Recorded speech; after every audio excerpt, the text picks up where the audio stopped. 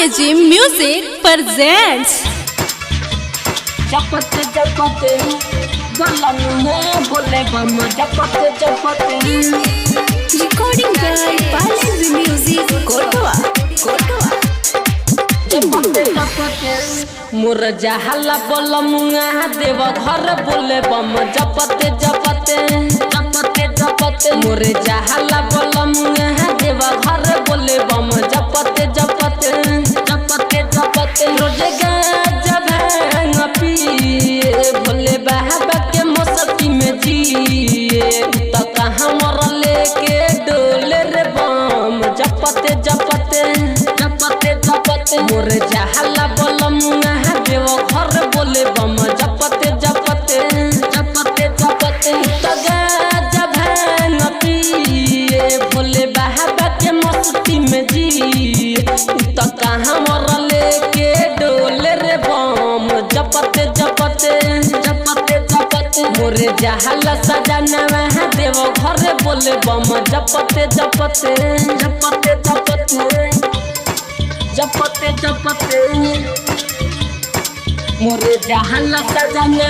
देव घर बोले बम जपते जपते जपते जपते recording by Palejim Music Kotoa मोरे जहल सजना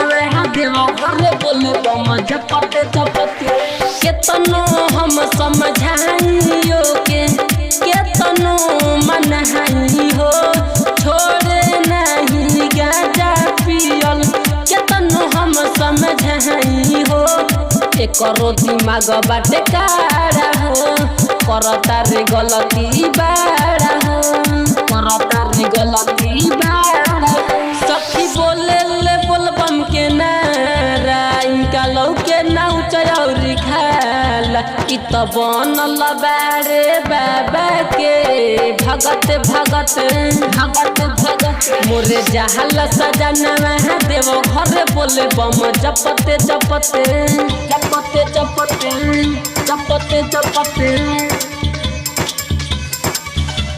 मोरे जहल सजना देव घर बोले बम जपते जपते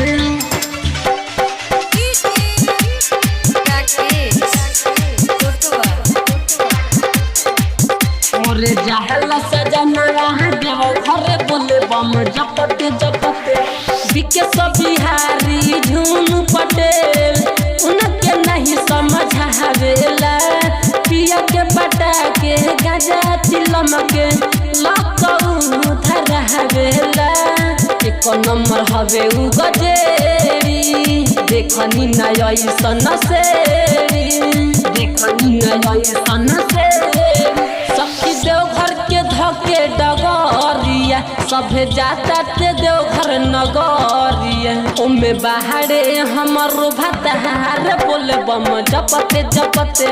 जपते जपते मोर देव घर जाला बलमुआ बोले बम जपते जपते जपते जपते